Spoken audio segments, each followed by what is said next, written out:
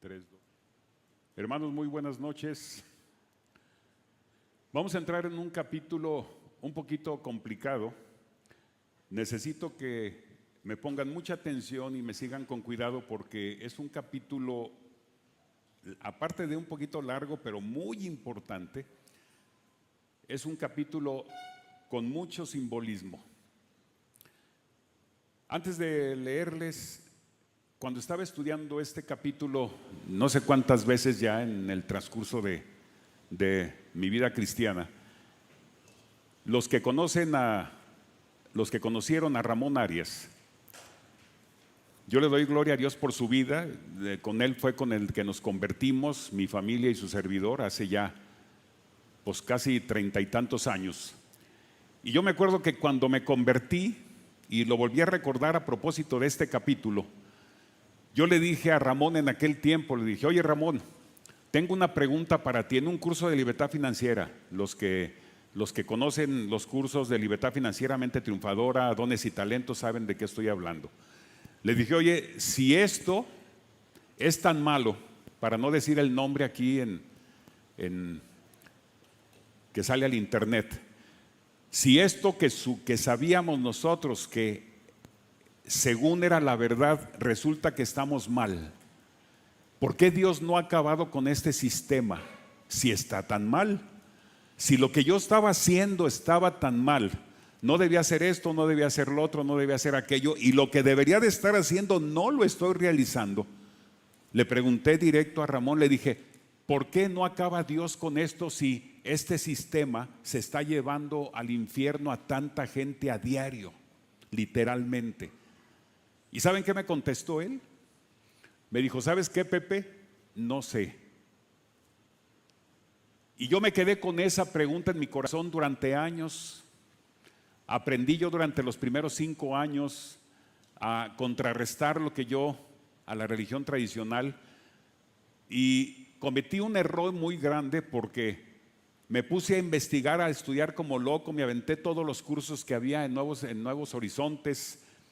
Tomé el de libertad financiera varias veces, como 3, 4 veces. Luego lo impartí, el de mente triunfadora, el de etcétera, el de nuevos principios, y aprendí yo a estar atacando este sistema. Ganaba la discusión teológica en su tiempo con los pacientes. Imagínense, yo estaba en Zapopan, ahí llegaba el encargado de los 40 rosarios a la Virgen, y ya sabrá, yo recién convertido, con ansias de que la gente supiera tantas cosas, y casi me especialicé en estar atacando, ¿verdad? Hice mal los primeros 5 años de mi conversión, porque ganaba la discusión teológica, pero perdía a un posible y futuro hijo de Dios. Lo que hacía era que ya no regresaban a consulta, o si eran familiares me dejaban de hablar, porque yo cometí el error grandísimo de estar atacando ese sistema. No oraba para que Dios tocara sus corazones, sino que yo quería cambiar ese sistema. Error. Bueno, ¿por qué les digo esto, hermanos? Porque cuando entro un poquito de años después al seminario teológico y estudio escatología, que yo no sabía ni escatología ni qué era, porque estudiábamos otras cosas ahí en Nuevos Horizontes, y cuando llego y estudio escatología me empieza a apasionar desde principios de los 90, y empiezo a profundizar. Llego al capítulo que vamos a ver hoy, y dije: Señor, aquí está, ¿por qué no has acabado con ese sistema todavía? Y eso es lo que vamos a ver hoy. ¿Por qué Dios no ha acabado con el sistema y otros? No nomás es el único. Y entonces descubrí: Señor, todo en tu tiempo y en tu momento y a tu forma. Y ahorita lo vamos a compartir. Acompáñenme, vamos a empezar. Y yo, aparte de lo que el pastor nos hizo favor de orar, yo quiero orar por ustedes y por mí, hermanos, porque este es un capítulo muy especial. Es el más largo, y aparte voy a compartir un poquito con ustedes, muy poquito, de otras cosas que son inherentes a este capítulo, pero que no viene aquí en la Biblia, porque necesito que entiendan otras cosas un poco más profundas. Entonces quiero que Dios me guíe y me dé sabiduría, y a ustedes les abra su corazón para que puedan comprender lo que yo voy a transmitir, el Espíritu Santo a través de mí, ¿de acuerdo? Padre, Ayúdanos en esta mañana, en esta tarde, Señor, esta tarde noche. Ayúdanos a poder transmitirle a mis hermanos, Señor, a tu grey, a tus hijos, este conocimiento que yo cuando me convertí hace 30 y tantos años, era una duda en mi corazón, que cuando estudié este capítulo 17 de Apocalipsis, se me aclaró esa duda tan grande que yo tuve por varios años. Señor, ayúdame, dirígeme por medio de tu Espíritu Santo y ayúdales a mis hermanos a que puedan comprender todo lo que vamos a ver, que es muy importante, Señor. En el nombre de Jesús nos ponemos en tus manos y nos quedamos, Señor, sabiendo que tú tienes control sobre esta clase. En Cristo Jesús oramos, amén y amén.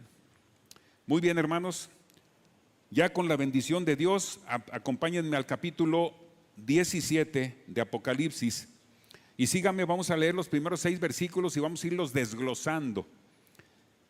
Si ya le abrió el 17, dígame amén para yo ubicar, perfecto.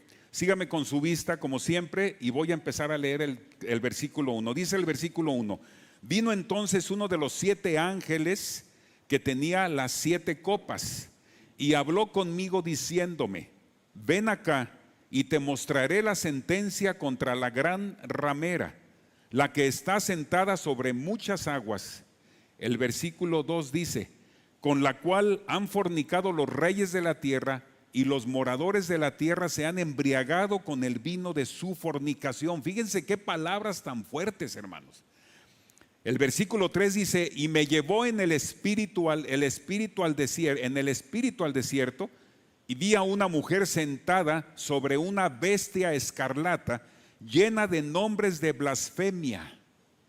¿Saben qué es blasfemia, hermanos? En el griego original es blasfemeía y quiere decir atacar o desprestigiar algo sagrado. Fíjese, tenía la boca llena de nombres de blasfemia, es decir, llena de ataque y desprecio contra lo sagrado de Dios.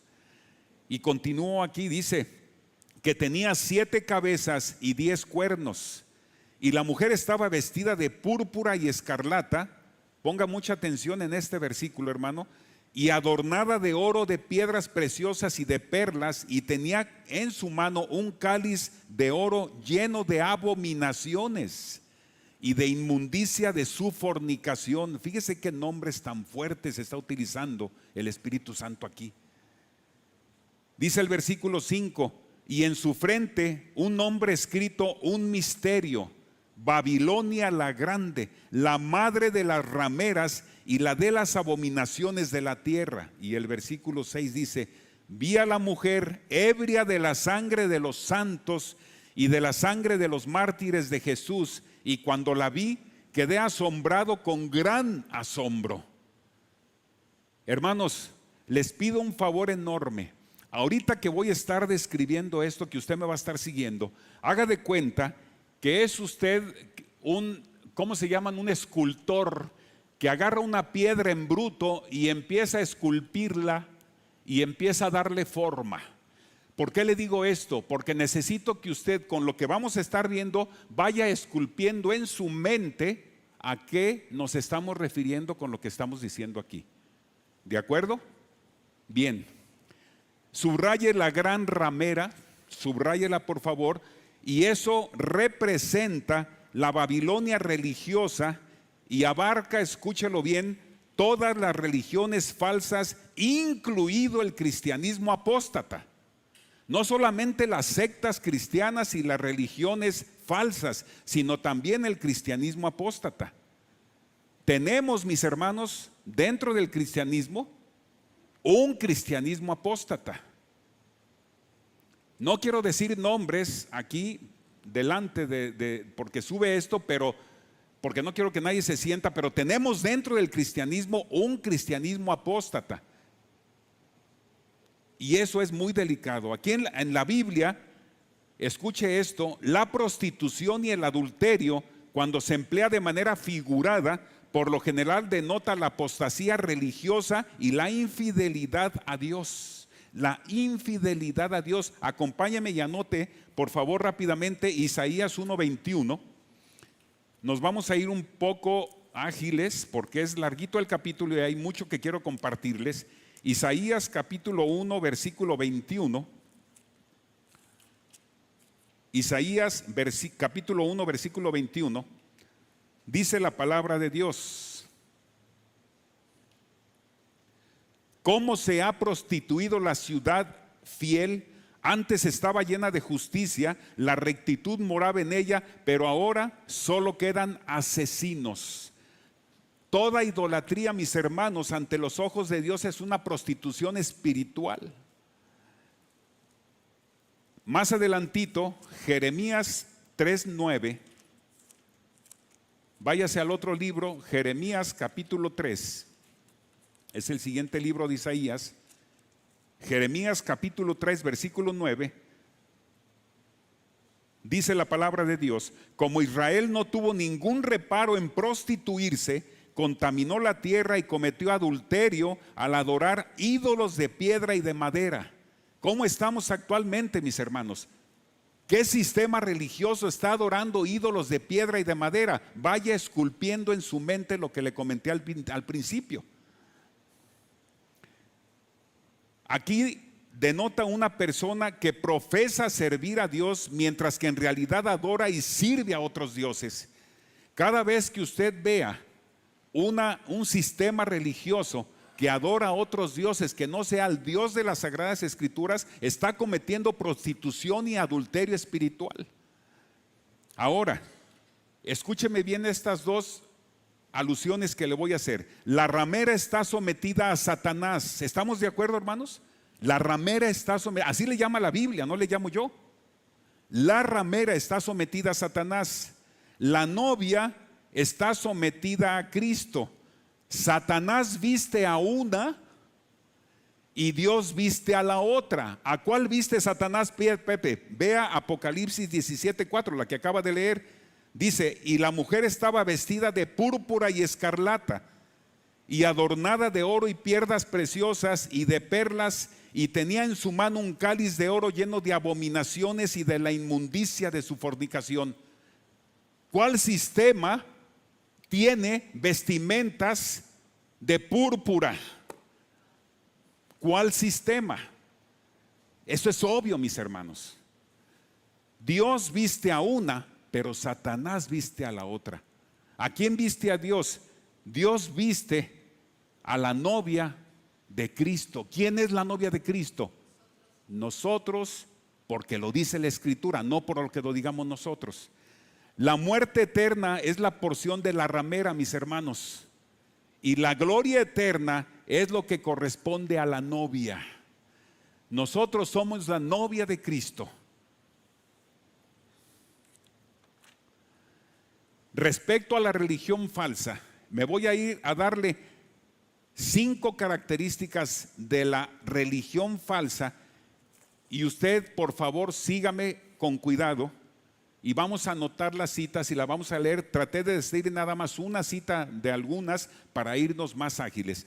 Lo primero, hermanos, respecto a la religión falsa: la ramera rechaza el evangelio de Cristo y los apóstoles, el poder de la piedad y las doctrinas fundamentales del cristianismo. Eso rechaza la ramera. Acompáñeme rápidamente a Mateo 24:24, evangelio de Mateo.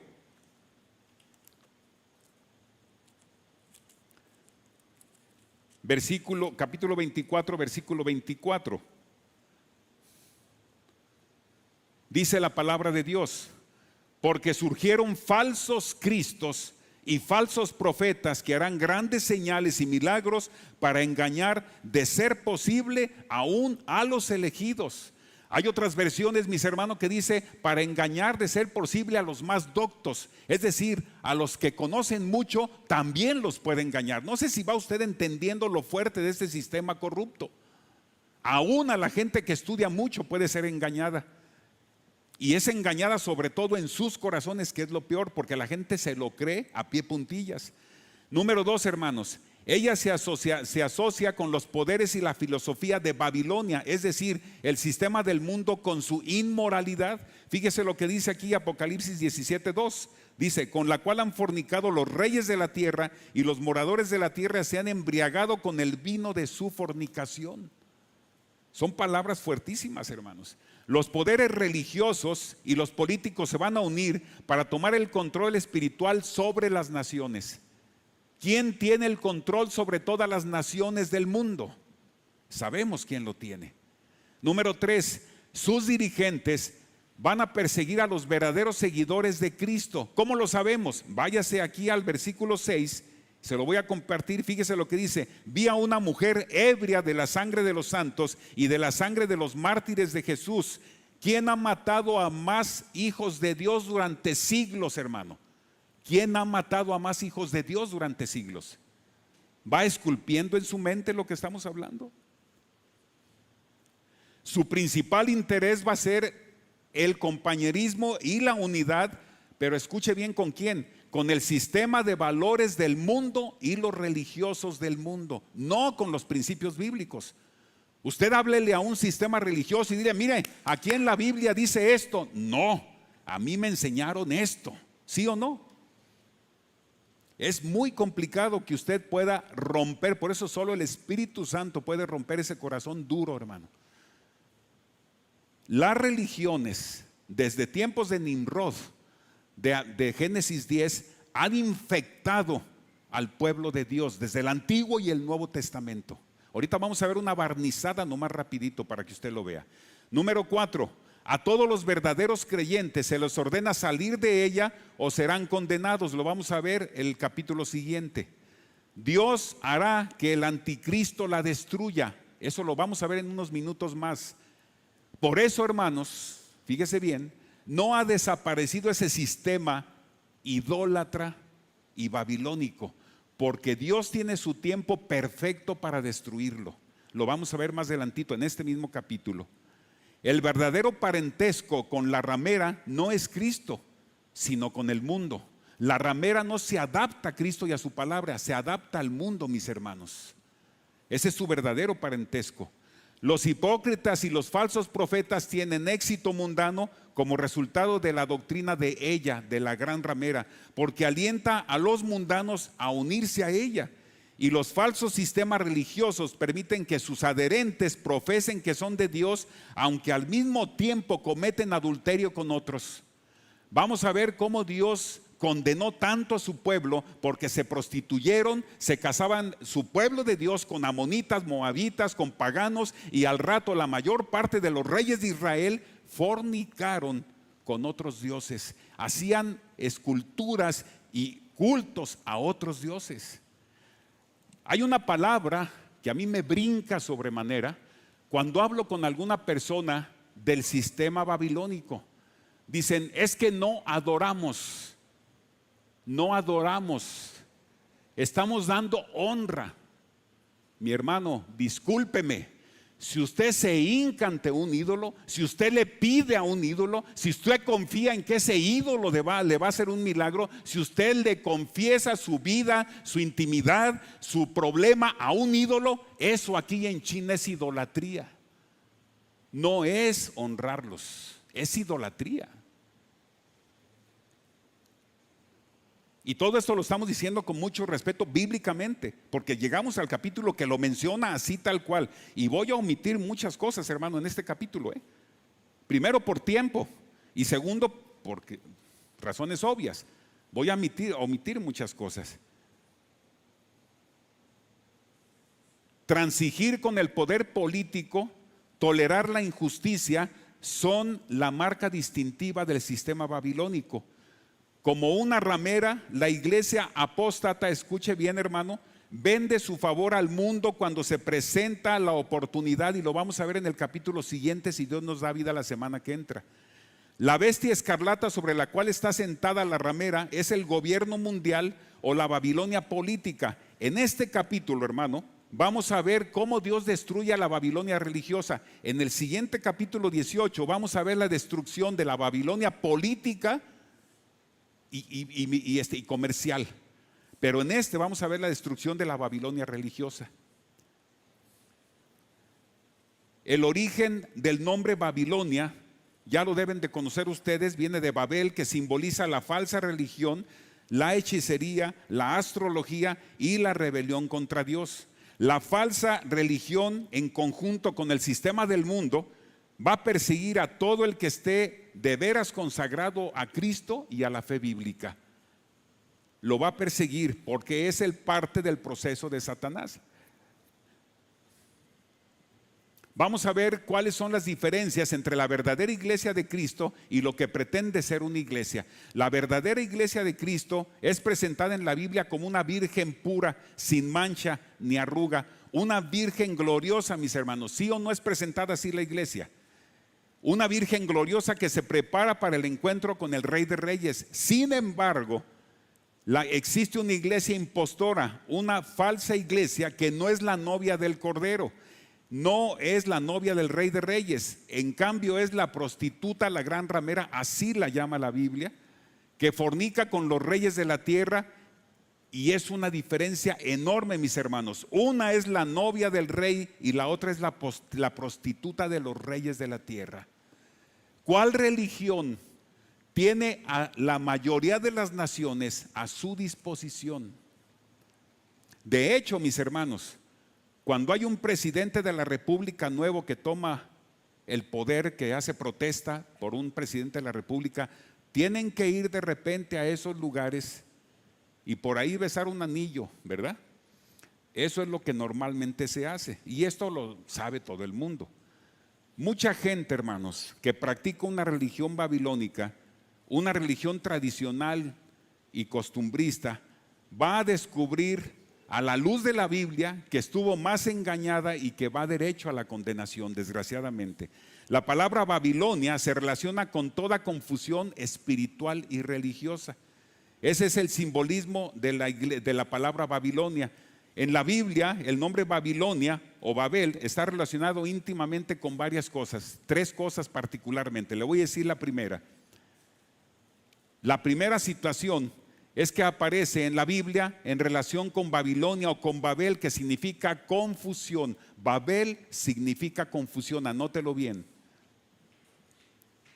En los días de un hombre llamado Nimrod, vamos a ver muy rápido esto, quien es el primer poderoso, dice la palabra de Dios, sobre la tierra. Ese hombre sedujo a la humanidad, a la cual Dios le había dicho: llenen la tierra y sojúzguenla. ¿Y qué hizo Nimrod? Nimrod sedujo a la humanidad para que todos se juntaran en el único lugar para construir una torre de Babel. ¿Recuerdan eso? Génesis, más anótelo, Génesis 18, se lo voy a compartir yo. Dice: y Cus engendró a Nimrod, quien llegó a ser el primer poderoso de la tierra. Versículo 9, 10:9. Este fue vigoroso cazador delante de Jehová, por lo cual dice así como Nimrod: vigoroso cazador delante de Jehová. Vigoroso cazador delante del Señor, dice la Reina Valera, en oposición a Dios.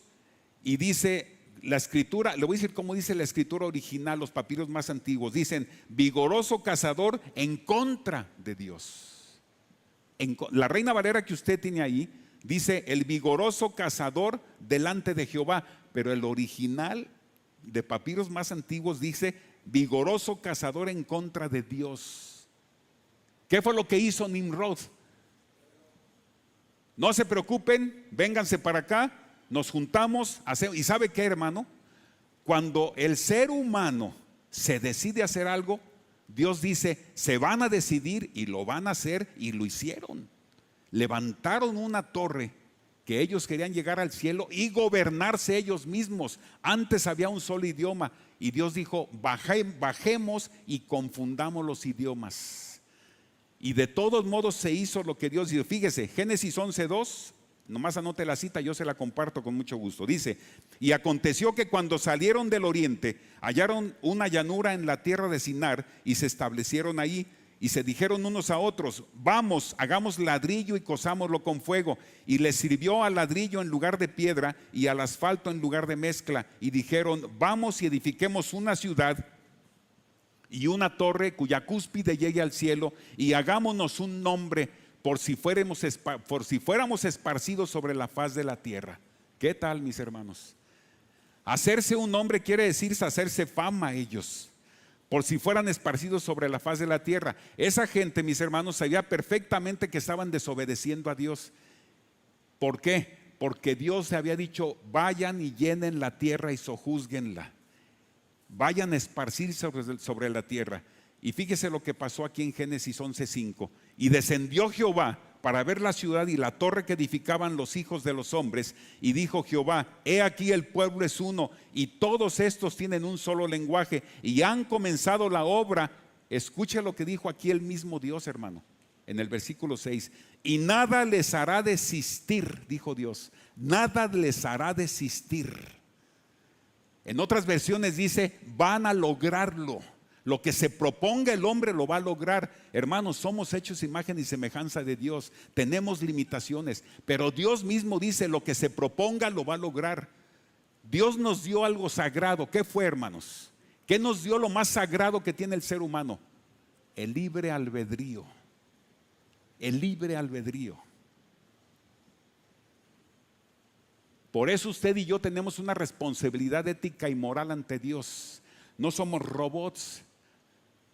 No es el tema, pero dicho sea de paso, por eso yo no voy de acuerdo con la predestinación fundamentalista ni con los 5 puntos del tulip de la reforma, porque se trata al hombre como que Dios en su soberanía, que está mal entendida la soberanía, dice: tú te vas a salvar y tú te vas a condenar. Eso no estoy de acuerdo. Entonces, si yo ya fui escogido por Dios desde antes de la fundación del mundo, ¿cómo tengo yo responsabilidad ética y moral? ¿Por qué me va a pedir cuentas Dios? ¿Yo qué culpa tengo que Adán haya pecado? ¿Yo qué culpa tengo? Sin embargo, con mi libre albedrío y que otro hermano me presente el evangelio y que yo lo niegue, ahí sí tengo responsabilidad ética y moral y voy a dar cuentas de mis actos. Por eso Dios dijo: nada les hará desistir. La humanidad, mis hermanos, en la época de Babel tuvo una sola virtud. Escuche cuál fue: la unidad. Esa fue su virtud. El problema fue que se unieron contra Dios. Ese fue el problema. Génesis 11:7 dice: ahora pues descendamos y confundamos allí su lengua, dice Dios, para que ninguno entienda el habla de su compañero. Por eso la palabra Babel significa Dios confunde. Dios confunde. La voluntad de Dios se ejecutó al final, aunque el hombre se opuso, pero Dios nos da libre albedrío. Y la voluntad de Dios hizo al final: se expandieron los seres humanos. En esa situación de confusión y de caos y de anarquía religiosa, hermanos, y que se produjo en los días de Nimrod y que abarcó el mundo entero, perjudicó a la humanidad y se convirtió prácticamente en la base de todas las religiones falsas. Por eso les digo que no es nada más la que ustedes piensan. Toda religión que va en contra de Dios es una religión falsa. No solo se confundieron los idiomas, lo que ocurrió en la Torre de Babel, ocurrieron 3 cosas, anótelas por favor. En la Torre de Babel ocurrieron 3 cosas, hermanos. 1, se originaron todos los idiomas del mundo. Esa fue la primera situación. La segunda, se provocó la dispersión de la humanidad. 1, se originaron todos los idiomas del mundo. 2, se provocó la dispersión de toda la humanidad a todo lo ancho y largo de la tierra. Y número 3, fue la cuna de todas las religiones falsas que hay en el mundo. Desafortunadamente aquí, mis hermanos, en Jalisco tenemos 3 sectas religiosas. 3 sectas religiosas. Pero dentro del cristianismo hay varias que se consideran sectas a nivel de las religiones. Varias que se consideran sectas. Toda religión falsa tiene su origen babilónico en la Torre de Babel. Culto a lo creado y no al creador. Culto a lo creado y no al creador. La palabra Babilonia vuelve a aparecer otra vez en la Biblia cuando se habla de un imperio, el famoso imperio que existió en 586 antes de Cristo. ¿Se acuerdan quién lo gobernaba? El rey Nabucodonosor. ¿Se acuerdan que estuvieron en esclavitud el pueblo de Dios? La segunda vez que aparece Babilonia es en el imperio que se desarrolló en Mesopotamia. También estaba en la tierra donde se había edificado la Torre de Babel. Y la tercera vez que aparece Babilonia aparece en la Biblia y tiene que ver con el futuro y aparece aquí en el libro de Apocalipsis. Es la tercera vez que aparece. Ahora, La palabra Babilonia, mis hermanos, en Apocalipsis describe también tres cosas más, anótelas. La palabra Babilonia aquí en Apocalipsis nos describe tres cosas más. Le estoy dando un resumen, hermano, un resumen, porque este capítulo es muy amplio, como le decía al principio. Primero, Babilonia es el nombre misterioso que le da la Biblia a Roma. Babilonia es el nombre misterioso, por eso vemos aquí con misterio, ahorita se los voy a explicar, que le da la Biblia a Roma. Número 2, Babilonia representa todo culto idólatra, pagano y diabólico. Idólatra, pagano y diabólico. Babilonia representa todo culto idólatra, pagano y diabólico. Y número 3, Babilonia representa, y voy a decir algo fuerte aquí, hermanos, el satanismo disfrazado de cristianismo. El satanismo disfrazado de cristianismo. Es un sincretismo de satanismo con poquita Biblia y, como dice por ahí un pastor, una ensalada del chef. Una ensalada del chef. Tristemente, las sectas y religiones babilónicas, dígame usted, hermano, ¿le dan culto al verdadero Dios bíblico? No. ¿Se basan única y exclusivamente en la palabra de Dios? No. Se basan en tradiciones, en costumbres, en paganismos, en religiones paganas, y ahí hacemos una ensalada pero preciosa del chef con una mezcolanza, un sincretismo. ¿Sabe lo que es sincretismo? Sincretismo es combinación de varias religiones o varias creencias religiosas o varios pensamientos filosóficos. El Imperio Romano, mis hermanos, tiene una gran importancia cuando hablamos de Babilonia, y vaya abriendo aquí su corazón porque estoy entrando en materia. El Imperio Romano de los Césares era un pueblo politeísta, adoraba muchos dioses, poli es de muchos, alababan a muchos dioses. El mismo César inclusive era considerado un dios y era alabado como Dios. Cuidado, acuérdese que le pedían a los cristianos de principios del tiempo de Cristo que adoraran al César, y si no era pena de muerte. La iglesia romana no es otra cosa que la mezcla, escúchalo bien, del poder político y el poder religioso. Es una mezcla, la fusión de la política y la religión, no para servir a Dios, sino para valerse de Dios y crear un imperio. ¿Sí o no es un imperio la religión babilónica? Es un imperio, hermanos. Es más, llegó el momento, sobre todo de hace 1000 años para atrás, unos 500 años para atrás, que ni siquiera los reyes, escuche esto, ni siquiera los reyes se casaban sin autorización de una de las religiones babilónicas. Cualquier proceso de guerra lo tenía que autorizar el líder de esta religión. Cualquier boda de los reyes le tenía que poner su palomita el líder de esta religión. El Imperio Romano desarrolló su marco histórico desde la península ibérica, abarcó todo lo que es España, Portugal, Grecia, Medio Oriente, abarcó todo eso, sometió a todos los pueblos a su religión, escúchelo, incluyendo a los israelitas, incluyendo a los israelitas. Jesús nació en el reinado de Augusto César.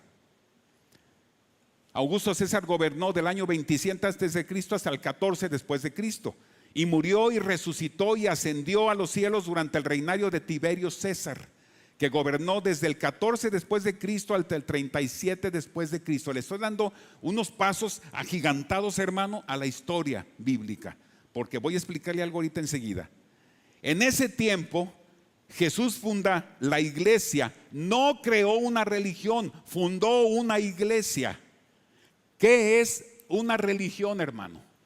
Religión viene del latín religare, escúcheme bien, que quiere decir religarse nuevamente con Dios. ¿A qué? A mi manera como hombre, haciendo esto, cumpliendo esto, profesando esto.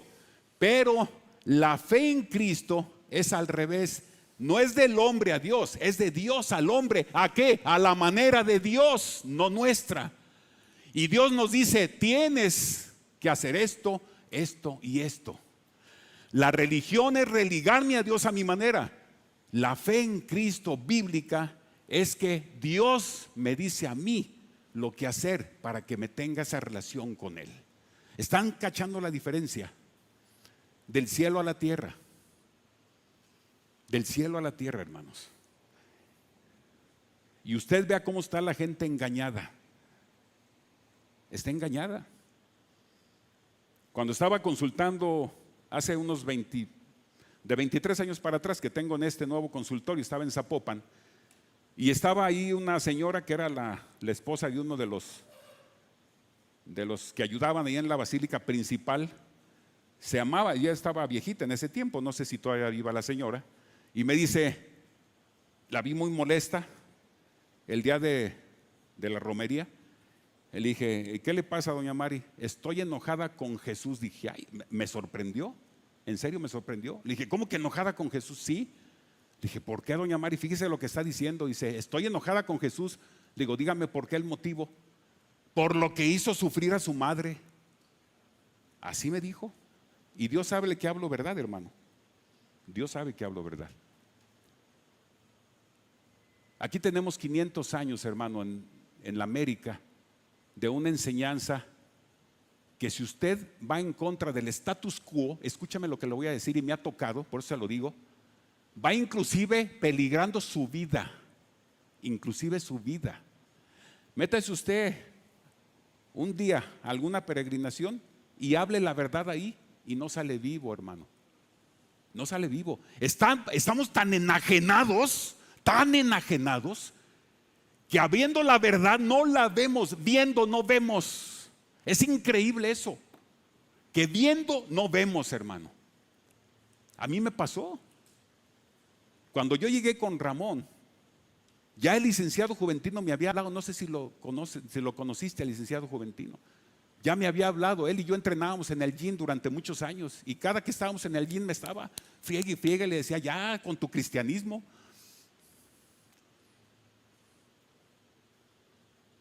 Y yo estaba terco, hermano.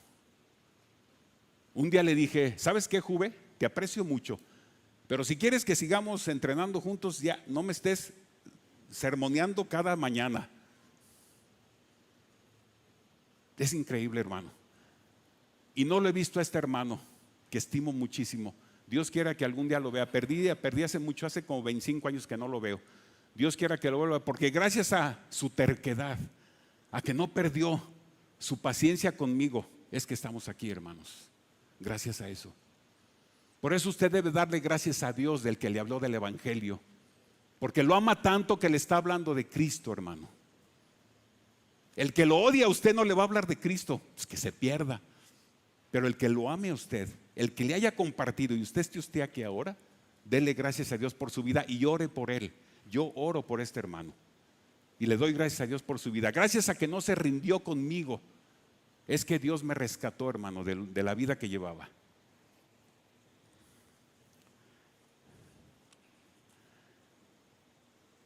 Aquí había surgido una religión, hermanos, y una nueva amenaza para el Imperio Romano que se llamaba ¿cómo? Cristianismo. Era la nueva amenaza. Y surge en medio de uno de los pueblos que los romanos dominaban y quisieron exterminar. ¿Cuál es? El pueblo judío. Los romanos quisieron exterminar al pueblo judío. Por eso ellos decían que Jesús venga y nos quite el yugo romano. Estoy harto, estamos ya ahorcados del yugo romano. Ellos esperaban a Jesús para que los rescatara de ese yugo romano. Y oh, sorpresa, llega el amor a esta tierra. Llega ahora por tus enemigos. No solo véngate, ora por ellos, bendícelos. Si te piden caminar 1 milla, camina 2. Si te piden tu capa, dale la otra. No, espérame, no checa con lo que yo creía que tú ibas a venir. No checa. Yo esperaba un libertador, uno que nos quitara este yugo romano. No me vengas que yo ame a esta gente que me está haciendo daño y que me quiere exterminar. Es increíble, mis hermanos. Por eso Nerón, por eso Diocleciano, por eso Trajano y por eso al inicio Constantino estaban exterminando a los cristianos. Y ahorita les voy a decir lo que estaba pasando en ese tiempo. Pasó el tiempo, escuche bien porque esto es importante, hermanos. Todos los ¿no se acuerda Nerón cómo quemó de cristianos la plaza, la calle principal de Roma? Y le echó la culpa y quemaron a los cristianos. Fíjese lo que pasaba, abra bien su corazón. Pasó el tiempo y después de tanta persecución, fíjese bien, lo que consiguieron fue el efecto inverso. Más cristianos mataban, escuche, más gente se convertía. Más cristianos mataban, más gente se convertía. Reconocer que Jesús era el Señor, el Kyrios en griego, porque era el César, era un desafío para el gobierno de Roma, mis hermanos. A la autoridad política del imperio era un desafío para ellos, porque no podía haber dos señores, el César y Cristo. Era desafiar directamente al César y buscarse muerte irremediablemente. Escuche esto. Luego apareció la figura de otro emperador, Constantino, que hacía lo mismo. Ese hombre, que también fue un perseguidor y masacrador al inicio de los cristianos, cambió la historia de Roma. Constantino se dio cuenta de algo, de lo que no se dieron cuenta sus antecesores. Y escuche de qué se dio cuenta Constantino, de lo que les faltó a los otros emperadores. Agarraban a un cristiano, se lo llevaban al circo romano, lo ataban de pies y manos y le soltaban a los leones. Y el cristiano, lejos de desesperarse y blasfemar contra los césares, comenzaban a alabar a Dios mientras estaban muriendo. Alababan a Dios mientras morían, mientras eran devorados por los leones y los tigres hambrientos. Dejaban hambriar 5 días a los leones y tigres y se los soltaban a los cristianos. Es así que mucha gente que estaba presenciando ese espectáculo, oiga bien esto, quedaba conmovida ante semejante demostración de fe y amor y se convertían allí mismo en el acto de la muerte. ¿Sabe a cuántas personas ascendió los convertidos en el primer siglo? En los primeros 100 años hubo, según las estadísticas de los historiadores de Josefo, Clemente y todos los del primer siglo, hubo 10 millones de convertidos el primer siglo, hermanos. Déjeme decirle algo triste. Ahora que estuve casi 10 años en Aguascalientes tiene 140 años la iglesia cristiana. Una de las primeras fue la iglesia presbiteriana, y está un edificio todavía que está ahí, todavía es iglesia, muy viejito, se ve de hace más de 100 años. ¿Y sabe cuántos son? Un poquito más de 1 millón de habitantes, con 1.200.000, y es el 3% de cristianos nada más, en 140 años. En el tiempo de los apóstoles, en el tiempo de los césares, masacrando cristianos, matando cristianos, 10 millones de convertidos en los primeros 100 años. ¿Cuántos hubiera ya en Aguascalientes y aquí en México? Si fuéramos a esa misma velocidad, sin internet, sin módem, sin computadoras, sin nada, a pie de calcetín evangelizando, hermanos. ¿Qué nos falta? ¿Qué nos falta? Trabajar para Dios. Eso nos falta, hermanos. Yo le quiero hacer una pregunta y se la hago con todo mi corazón y con respeto. Dígame, estamos a junio, ¿cuántos convertidos que Dios lo usó? Y ya le he hecho esta pregunta. ¿Cuántos este año o el año pasado y este año, en año y medio, cuántos convertidos lleva usted, hermano? ¿Cuántos? Es que no tengo tiempo, Pepe. No sabes. Estoy trabajando de sol a sol. Ni sus vecinos saben que usted es cristiano de la secreta. Ni sus vecinos saben que usted es cristiano.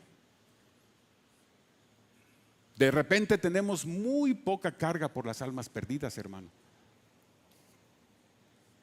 Muchos trabajaban a la arena, se bajaban, fíjese bien, muchos se bajaban a la arena del circo romano a acompañar a los cristianos y eran devorados junto con ellos.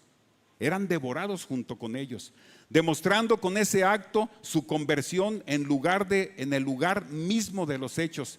El circo romano no era un lugar donde un predicador bajaba, predicaba y luego hacía un llamado para ver quién quería aceptar a Cristo. Ahí se convertían y se bajaban, y con los mismos cristianos, viendo el amor y la alabanza que tenían, allí mismo se convertían. Acuérdense en Hechos 2, ¿cuántos se convirtieron en Hechos 2 con la predicación de Pedro? ¿Cuántos? 3,000. ¿Y cuántos se convirtieron en Hechos 4? 5,000. Nomás ahí fueron 9,000. ¿Cuántos llevamos aquí en la iglesia? ¿Cuántos convertidos? Tenemos que seguir chambeando, hermanos. El tiempo se acaba. Estamos en el capítulo 17 de Apocalipsis. El tiempo es corto. Es decir, hermanos, la ofrenda misma eran los mismos cristianos. ¿Me está entendiendo? La ofrenda misma eran los mismos cristianos. Quiero compartirles, y vámonos rápidamente al versículo 6, Apocalipsis 17:6. Quiero compartirles una cosa, volviendo aquí antes de entrar a otro. Le voy a hablar un poquito del tiempo de los macabeos, muy poquito.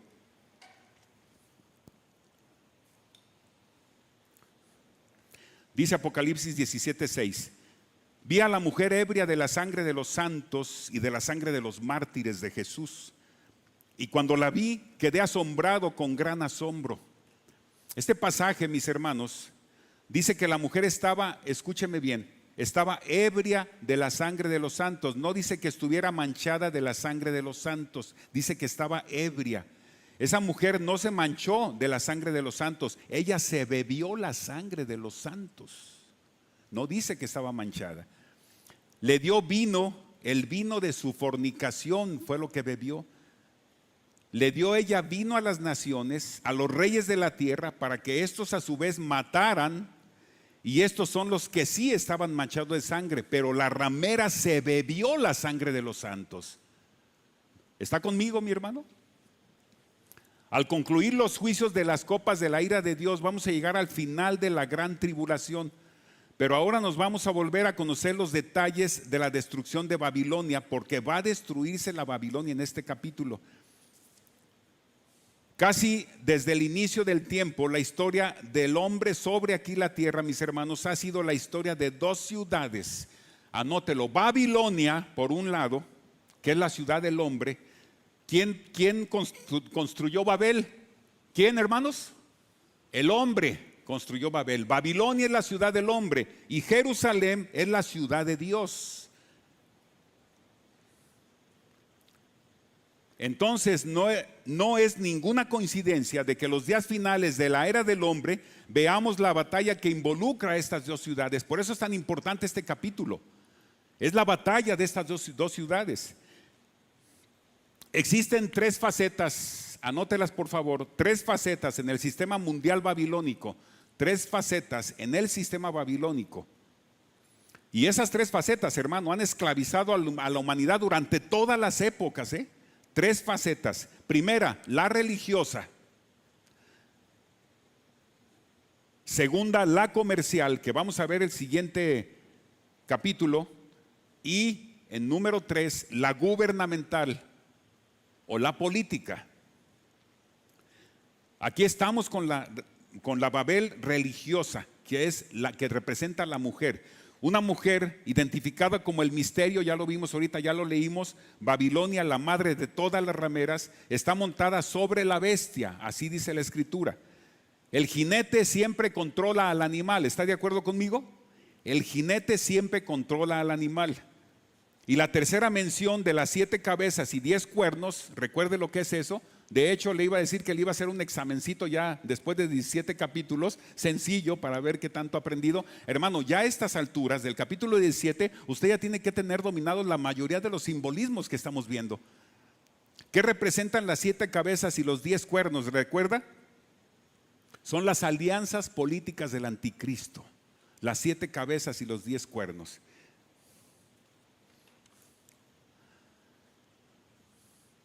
Espero que lo haya anotado. Y estas alianzas, mis hermanos, indican que la misma bestia que salió del mar, ¿se acuerda en Apocalipsis 13? Recibe el poder de Satanás, el dragón de Apocalipsis 12, nada más para recordarle. Y esto nos indica que el anticristo inicialmente va a obtener su poder por medio de su asociación con la religión. La mujer y la bestia no son las mismas. La mujer, siendo el jinete, al principio será el socio dominante, la mujer. Pero escuche bien, Dios va a mandar al anticristo y va a destruir a la mujer, que es la religión babilónica. Se lo voy a repetir para que se le grabe, porque es el meollo de este capítulo 17. Dios va a mandar al anticristo a destruir a la mujer babilónica. ¿Quién va a destruir? Fíjese bien, qué irónico es Dios. Yo le he contado esto, mi hermano. ¿Quién va a destruir a la falsa religión que va contra la palabra de Dios, contra la Biblia? ¿Quién va a destruir a la misma religión? Primero, es una religión satánica, desafortunadamente. ¿Y quién la va a destruir? El mismo anticristo la va a destruir, mandado por Dios. ¿Se da cuenta? Todo, hermano, todo va de acuerdo a como Dios lo planea. Nada se sale de su voluntad y su control. Por eso yo le decía en semanas anteriores, si algo le está pasando a usted, confíe en Dios, porque Él tiene todo bajo control.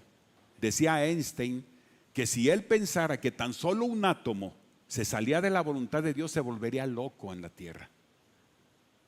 Se volvería loco en la tierra. A esta mujer se le llama, subráyelo ahí en su Biblia, un misterio. La religión babilónica, hermanos, es literalmente la madre de todos los cultos y mitologías que se han formado en oposición al evangelio.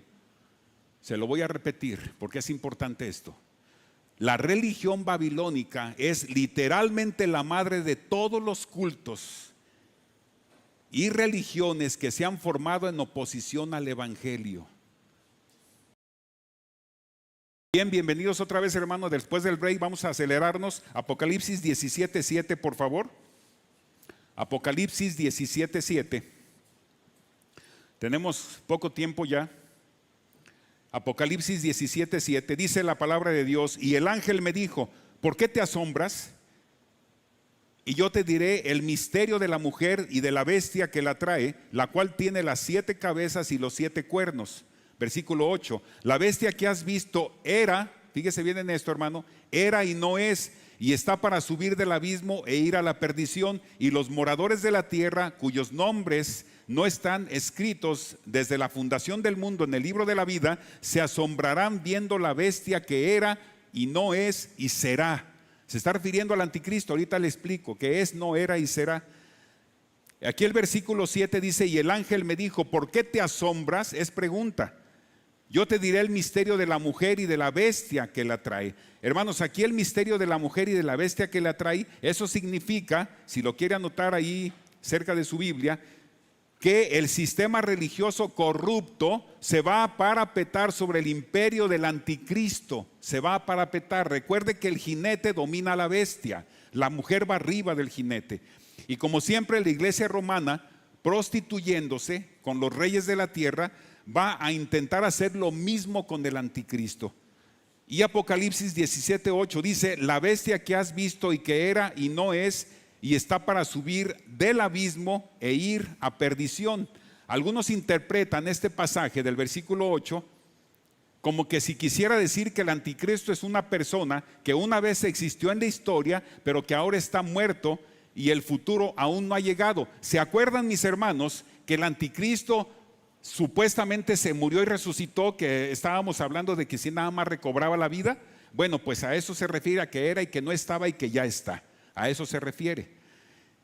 La abominación desoladora, que es lo que llegamos al punto que le quería explicar, de la que habló el profeta Daniel, que mencionó Jesucristo en Mateo 24:15, se refiere al anticristo de los últimos tiempos. Sígame con mucho cuidado aquí. Se refiere al anticristo de los últimos tiempos.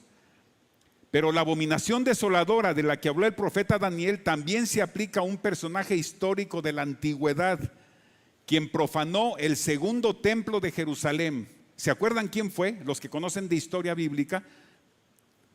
Cuando estábamos en el seminario, antes de terminar esta vez allá en Aguascalientes, yo había leído ya el tiempo intertestamentario. ¿Saben cuál es el tiempo intertestamentario? Para no estar, si no les explico, son los 400 años antes de Cristo. Se le llama teológicamente el tiempo del silencio, donde Dios no habló.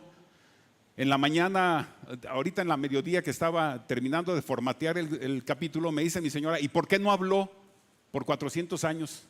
Porque no quiso. Porque él no quiso hablar. Porque ya había batallado tanto en el Antiguo Testamento con todo su pueblo que dijo: me voy a callar por 430 años exactamente. En ese tiempo de silencio, hermano, si pueden hacerlo alguna vez, se los recomiendo. Nosotros tuvimos que entregar un ensayo muy profundo durante como 2 o 3 meses de ese tiempo, y es muy interesante. Ahí se habla de los macabeos, son unos judíos macabeos, y le voy a dar un extractitito ahorita para que entienda lo que le voy a explicar más adelante. Los macabeos fueron una familia muy numerosa judía que tomaron las armas contra los griegos. ¿Se acuerda de Barrabás? ¿Quién era Barrabás? Él era un celote. Aquí ellos ganaron, los macabeos, muchos adeptos cuando estuvieron en el tiempo intertestamentario. De ahí surgieron los celotes, que representaban la resistencia armada judía. Y Barrabás fue un celote, era un judío, pero después se hizo un ratero, un matón, ¿verdad? El imperio griego fue enfrentado por una minoría judía que fueron los macabeos. Ya era una minoría, aunque fueron creciendo. ¿Qué ocurrió en los días de los macabeos? Porque esto es muy importante. Tras la muerte de Alejandro Magno, escúchame bien porque me voy a ir así, una pincelada rápida. Tras la muerte de Alejandro Magno, 4 de sus generales tomaron el reino. ¿Quiénes fueron? Lisimaco, Seleuco, Ptolomeo y Casandro. Nomás es historia. Uno gobernó Siria, el otro Egipto, el otro Arabia y el otro Israel. Y de Siria, gobernada por los seleuqueos, quien fundaron la dinastía Seleucida, le ha de sonar en la Biblia. Salió de ahí, de esa dinastía, porque esto es importante, Antíoco Epifanes, Antíoco IV, de allí salió. Él profanó el templo de Israel levantando una imagen de Zeus. Fíjese nomás lo que hizo, hermano. Levantó en el tiempo tan sagrado judío, levantó una imagen de Zeus que era pagano, el dios, y dentro de eso mismo sacrificó un cerdo en el altar judío. ¿Sabe lo que es eso? Profanar el altar de Dios. A eso se le llamó la abominación desoladora de la que habló el profeta Daniel. En el año 165 a.C., Antíoco IV organizó una expedición contra Jerusalén, y fíjese lo que hizo. Saqueó todo Jerusalén, y según el libro de los Macabeos, por eso le digo que luego lo lea con calma y lo analice muy bien esos 400 años, promulgó varias ordenanzas, 5 ordenanzas en particular. ¿Cuáles fueron? La primera, trató de suprimir el culto a Jehová. Fíjese nomás, trató de suprimir el culto a Jehová. Segundo, prohibió el judaísmo. Imagínense que prohíban los mexicanos. Tercero, suspendió toda clase de manifestación religiosa. ¿Qué quieren hacer ahora? Quieren que ya no digamos nada contra nadie en las iglesias, que ya no digamos nada contra lo que está legislado, que no hablemos en contra del aborto y que no hablemos en contra de muchas cosas. Como cuarto, mandó que se comieran alimentos considerados impuros para los judíos. Fíjese todo lo que hizo este Antíoco. Y trató de establecer el culto a los dioses griegos. Pero el sacerdote judío Matatías y sus 2 hijos llamados Macabeos consiguieron levantar a toda la población contra estas órdenes de Antíoco. Ahora, ocurrió algo rápido que le digo. En el tiempo de los Macabeos, ellos lavaron las piedras, quitaron todo, limpiaron todo lo que hizo Antíoco para poder tener limpio el altar y sacrificar al verdadero Dios de la Biblia, hermanos. Bueno, en ese tiempo la menorá, ¿se acuerda lo que era? Era el candelabro de 7 luces. Bueno, ese candelabro tenía que estar prendido día y noche, día y noche, día y noche. No lo podían dejar que se apagara. En ese tiempo ocurrió un milagro maravilloso. Se acabó el aceite, la ciudad estaba sitiada, no podían entrar ni salir nada de vendimias. Y para que el candelabro estuviera 7 días hasta la fiesta siguiente que tenían, no había ya más aceite y se iba a apagar el candelabro. Eso era tremendo para el pueblo judío. Dios les había ordenado: no apaguéis este candelabro nunca. Encontró 1 litro de aceite de oliva, un judío. Ese litro milagrosamente les alcanzó para los 8 días, hermano. Y esa fiesta se llamó la fiesta de la dedicación, o la Hanukkah. ¿Se da cuenta? Fue algo milagroso que inclusive, hermanos, Jesús mismo, anote la cita, Juan 10:22, se llamó la dedicación, la fiesta de la dedicación. Juan 10:22, le voy a leer unos 2-3 versículos. Dice: celebrábase en Jerusalén la fiesta de la dedicación, esta que le estoy explicando. Era invierno y Jesús andaba en el templo por el pórtico de Salomón, y le rodearon los judíos y le dijeron: ¿hasta cuándo nos turbarás el alma? Si tú eres el Cristo, dínoslo abiertamente. Y Jesús le respondió: os lo he dicho y no lo creéis. El versículo anterior que dice: celebrabas en Jerusalén la fiesta de la dedicación del templo, era la fiesta del Hanukkah que le estoy hablando ahorita, hermanos. Era invierno, dice aquí el versículo, y eso era a mediados de diciembre, más o menos por ahí, que es cuando los judíos celebran la fiesta esta de la dedicación o del Hanukkah. Esta fiesta es tan importante que el mismísimo Mesías la nombró en su día, el mismo Jesucristo, para que vean lo importante de esta fiesta. Lo que hizo en definitiva Jesucristo en Mateo 24:15, acompáñenme rápido. Mateo 24:15.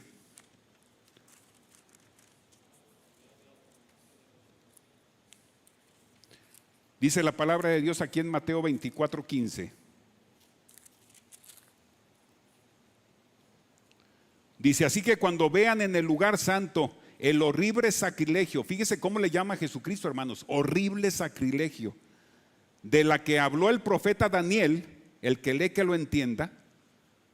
Fíjese bien, lo que hizo aquí en definitiva Jesucristo en Mateo 24:15 era tomar la profecía de Daniel y les dijo: mucho ojo, mucho ojo. Así como ven esto que pasó ya antes, por el que menciona el profeta Daniel, que hizo Antíoco Epifanes, así como lo ven, va a volver a pasar y van a volver a profanar el tiempo antes de los últimos tiempos. Es decir, Cristo le estaba diciendo: así como vieron esto que pasó, y por eso estamos celebrando esta fiesta del Hanukkah, así va a volver a pasar. En los últimos tiempos van a volver a profanar el tiempo, el templo de Dios. Por eso se le llama la abominación desoladora. Va a volver el anticristo a sacrificar en el templo de Dios al final de la tribulación, y va a volver a ser profanado el templo de Dios. ¿Se dan cuenta la importancia? Apocalipsis 9, estamos en lo último del tiempo, hermanos. Apocalipsis 17:9. Espero que se haya comprendido esto, hermanos. En Apocalipsis 17:9 dice: esto para la mente que tenga sabiduría. Fíjese bien cómo dice: para la mente que tenga sabiduría. ¿Quién tiene el Espíritu Santo aquí? Levante la mano. ¿Ok? ¿Tienen sabiduría entonces? Dice: para la mente que tenga sabiduría. Las 7 cabezas son 7 montes. Ay Dios, estamos entrando, hermanos, en materia. 7 montes sobre los cuales se sienta la mujer. Y son 7 reyes. 5 de ellos han caído. Uno es, y el otro aún no ha venido, y cuando venga es necesario que dure breve tiempo. Y el 11 dice: la bestia que era y no es también el octavo, y es de entre los 7 y va a la perdición. Muchos estudios, sí, hermano. Ahí se refiere al primer monstruo de Apocalipsis. Va él para que salga en el audio, mijo, por favor. Mi pregunta es Sí. si ahí se está refiriendo al primer monstruo que habla Apocalipsis 13. Es decir, Sí. habla de un monstruo precisamente de tal cual lo menciona, 7 cabezas. Ajá. Y Que si es de los mismos. ajá, sí es ese mismo. Sí, es se está decir, refiriendo, no más que ahorita ya en otro sentido. ok. Pero sí es. De Ajá. acuerdo. Entonces, aquí los 7 reyes representan 7 reinos seculares, hermanos. Los 5 reinos caídos son, ¿cuáles son los que ya cayeron? Egipto, Asiria, Babilonia, Medo-Persa y Grecia. ¿Estamos? ¿Me van siguiendo? La frase uno es, escúchalo bien, Uno es, si quieres subrayarla ahí, significa que al momento en que Juan estaba escribiendo el libro de Apocalipsis, había un imperio vigente. ¿Cuál era? Roma, exactamente. Estaba el imperio romano vigente todavía. El otro imperio que aún no había venido es el imperio de Europa, que todavía no estaba en los tiempos de Juan. Iba a ser, fíjese, Juan estaba viendo visiones de tanto para atrás como para adelante de su tiempo. Y de aquí surgió del imperio romano, que había caído, habían simbolizado, escuche bien hermano, los pies. ¿Se acuerda de Daniel 2? Que no vamos a ver por cuestión de tiempo, porque ahí es muy largo también verle, que sí me hubiera gustado ver el capítulo 2, lo vimos en Aguascalientes, fue de mucha bendición, porque ahí, anote la cita para que usted la lea con calma, Daniel 2 del 35 al 45. Ya la lee en casita usted, Daniel 2 del 35 al 45. Viene la profecía, ¿se acuerda de la estatua que tiene los pies de barro, con mezcla, ¿se acuerda de todo eso? Ahí lo ve. Y el siguiente reino, el octavo, será el anticristo, quien será la cabeza del último imperio mundial. Será el anticristo. Y él es el de los 7, pero también es el octavo. Por lo que ya le expliqué, que hay unos autores que dicen que resucitó y murió y volvió a vivir. Apocalipsis 17:9 dice: esto para la mente que tenga sabiduría. Las 7 cabezas son 7 montes sobre los cuales se sienta la mujer. En Apocalipsis 17:18 se nos dice que la mujer está sentada sobre la bestia, la gran ciudad que reina sobre los reyes de la tierra, y esa ciudad es el Vaticano. Y ahorita le voy a decir algo del Vaticano, hermano, que influye espiritualmente en gran parte del mundo y lo arrastra al mundo a la idolatría. Estamos casi al final del capítulo. Espero que ya haya tenido su cincel para ir formando de lo que estamos hablando. Esta mujer ciudad, por así decirlo, se encuentra y se sienta sobre 7 montes. Le voy a decir cuáles son los 7 montes. Hay unos historiadores y geólogos, si usted estudia la geografía y la arqueología bíblica, que normalmente la estudiamos en la teología sistemática, la geografía bíblica y la arqueología bíblica, dicen que hay 7 montes, hay varias ciudades, mencionan a Turquía, Francia y otras. A lo que llegan la mayoría de los eruditos a llegar a estar de acuerdo es en que es en Roma, en donde están los 7 montes a los que se refiere este pasaje. Y son el Palatino, el Capitolino, no lo anote, nomás se los menciono, bueno, el que lo quiera anotar: Palatino, Capitolino, Quirinal, Viminal, Esquilino, Coeliano y Aventino. Esos son los 7 montes. Al que quiera luego se los puedo decir. ¿Qué ciudad se encuentra rodeada de 7 montes en colinas? Es Roma, mis hermanos. Ahora, fíjese bien, esta Roma, su primer nombre fue de hecho Septimontum, que era 7 montes. Ese fue su primer nombre, no se llamaba Roma, se llamó Roma hasta después. Luego cambió de nombre y se llamó Romiti, que significa fortaleza poderosa e invencible. Y luego vino la famosa fábula de Rómulo, ¿se acuerda? Y Remo, que eran unos niños que se tragó pero esa es fábula, no es bíblico. Y ellos fundaron la ciudad de Roma, pero esa es fábula. Ahora, el Vaticano se halla en la cúspide del Monte Avelino. Esa es una realidad geográfica. Pero ¿qué significa la palabra Vaticano? Anótelo. Viene de latín, y fíjese bien, hermano, de latín. Y es una suma de 2 raíces latinas. Una es vates, con B chica, como de bat, pero es con B chica. Vates, que significa adivinación. Por eso dice usted vaticinar. Cuando usted dice vaticinar, está diciendo lo que va a suceder en un futuro. Y la otra palabra es canus, que quiere decir lugar. Es decir, la palabra Vaticano se traduce como lugar de adivinación. ¿Se da cuenta? Lugar de adivinación. Es decir, lugar de hechicería más puntualmente. Es oscurantismo esto, hermanos. De hecho, la palabra vaticinar se refiere a la predicción de un futuro, de los hechos que van a ocurrir en un futuro. Así como en el monte de la adivinación se puede traducir. Vaticano es el monte de la adivinación. Pero hay algo mucho más grave, hermanos. Bueno, eso ya no lo vamos a ver ahorita, nos vamos a adelantar. Vámonos a 17:12. 17:12. Apocalipsis 17:12. Los 10 cuernos que has visto son 10 reyes que aún no han recibido reino, pero por una hora recibirán autoridad como reyes juntamente con la bestia. Versículo 13, estos tienen un mismo propósito y entregarán su poder y su autoridad a la bestia.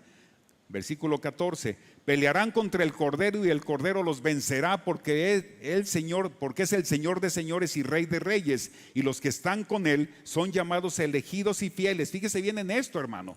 Los que están con él, ¿cómo son llamados?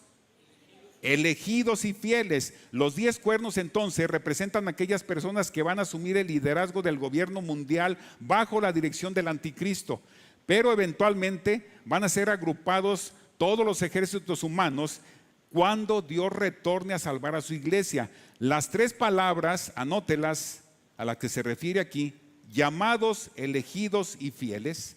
Se la repito, llamados, elegidos y fieles, se refieren a la iglesia, mis hermanos. Por lo tanto, escuche bien, por lo tanto, eso significa que Cristo viene con nosotros y no por nosotros. Cristo viene con su iglesia y no por su iglesia.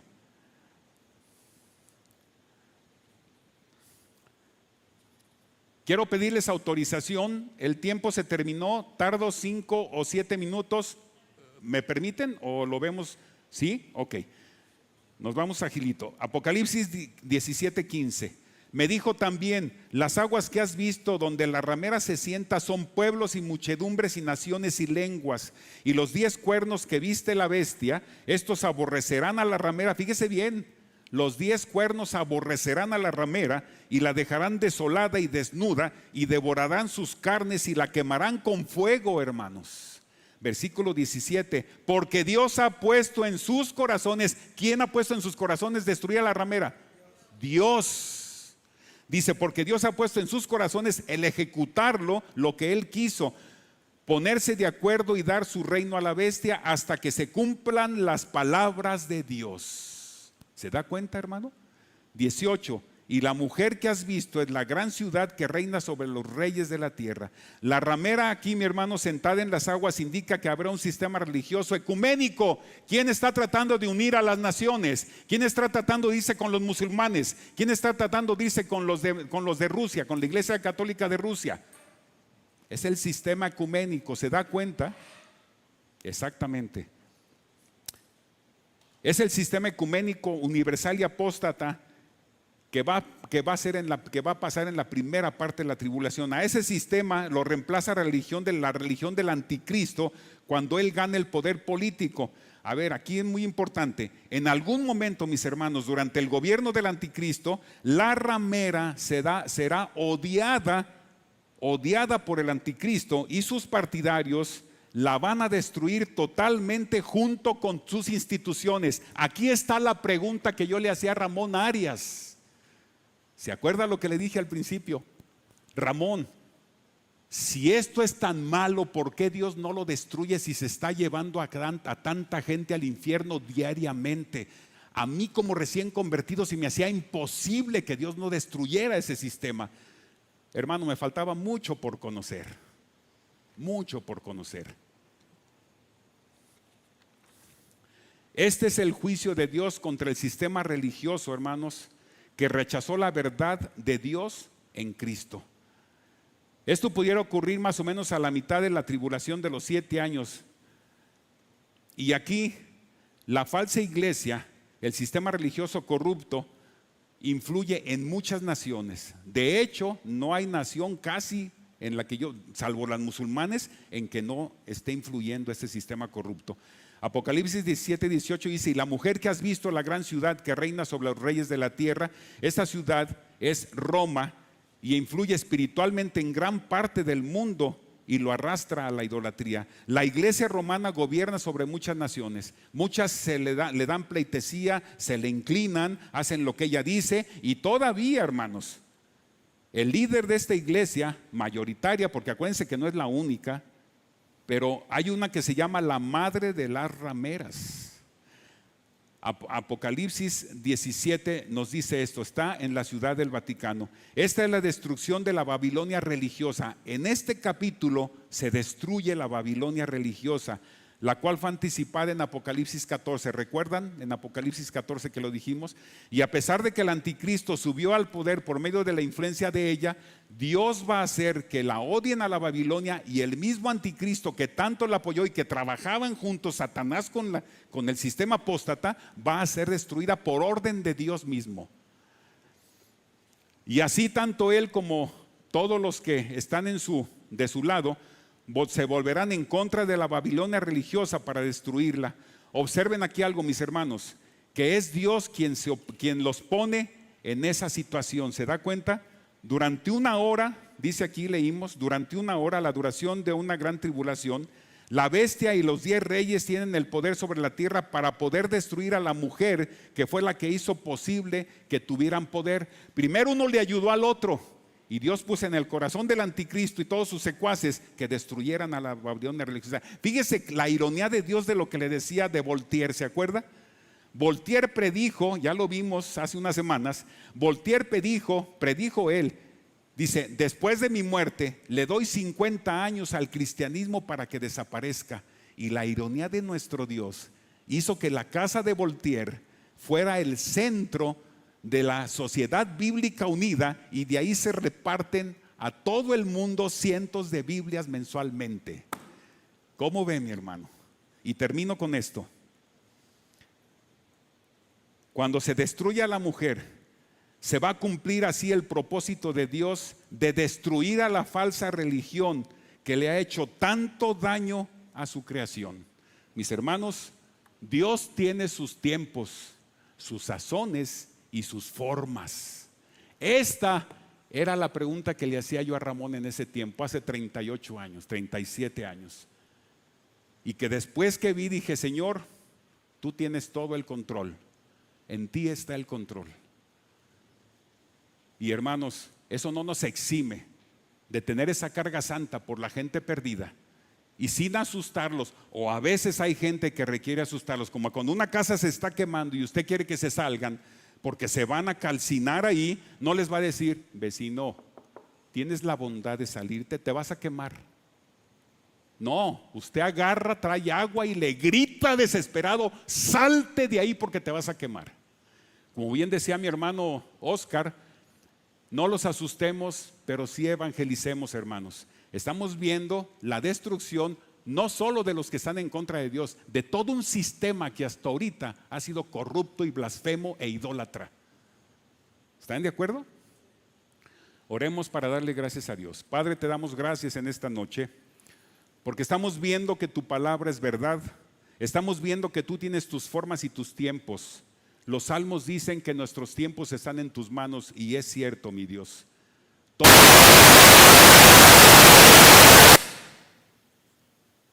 Bueno, todo lo que nos pase, Señor, todo lo que nos pase, era para ver si estaban despiertos, porque yo vi algunos que estaban durmiendo, hermanos. Qué bueno que despertaron. Padre, te damos gracias por esto, gracias por todo lo que estamos aprendiendo. Y Señor, esto nos hace tener confianza en ti y en tu palabra. Este sistema falso va a llegar su momento de destrucción. Nosotros no nos compete estar criticando y denostando a un sistema. Estamos viéndolo porque viene en la Biblia, pero no nos compete destruirlo, y menos a la gente que por ignorancia está en este sistema, Señor. Nosotros estábamos igual de ignorantes. La ignorancia no es una ofensa, es un desconocimiento de algo, Señor. La gente que vive en la oscuridad sin conocer estas verdades tuyas, tenemos que hablarle con amor, con sabiduría y con compasión, Señor, porque así nos hablaron a nosotros. Nos rescataron de esta destrucción, Señor. El sistema apóstata, junto con la gente que te ataca a ti y a tu Biblia, Señor, va a llegar en este fin tremendo para ellos en la eternidad. Ayúdanos, Señor, a con amor y sabiduría de tu Espíritu poder transmitir este conocimiento. Gracias te damos por este país libre, que podemos estar con puertas abiertas estudiando tu palabra. Gracias porque hay 9 ciudades, 9 países en donde ni siquiera se puede hablar de la Biblia sin ser condenados. Aquí todavía no, Señor. Te damos gracias por ello. Y damos gracias a nuestros hermanos de multimedia que nos apoyan, y a todos los que colaboran, Señor, para que este curso y todos los cursos que hay en la iglesia se puedan ir realizando, Padre. Y yo quiero orar personalmente por esta plática de matrimonios del sábado que entra. Señor, ayuda, bendice a mis hermanos que se están encargando de ello, los titulares de matrimonios, para que pueda llegar esa palabra que ellos se han preparado con todo su corazón y con todo su amor para poder transmitir el conocimiento tuyo a través de ellos. Úsalos, mi Dios, para que a todos los que vamos a venir, primeramente Dios, a la plática, a la cena de matrimonios, seamos bendecidos a través de ellos. Gracias, Señor, por sus vidas, por lo que se han preparado, y gracias a todos los que desde ahorita tienen preparadas las mesas y todo lo que se requiere para que esta cena de matrimonios que bendecimos desde ahorita llegue a su fin y cumpla su propósito bíblico en los corazones de cada uno que venga. Te damos gracias en el nombre de Jesús y te pedimos nuestro regreso con bendición a nuestros hogares en el nombre santo de Jesús. Amén y amén. Dios los bendiga a todos, hermanos, que lleguen con bien. Gracias por su paciencia y por estos minutos extras.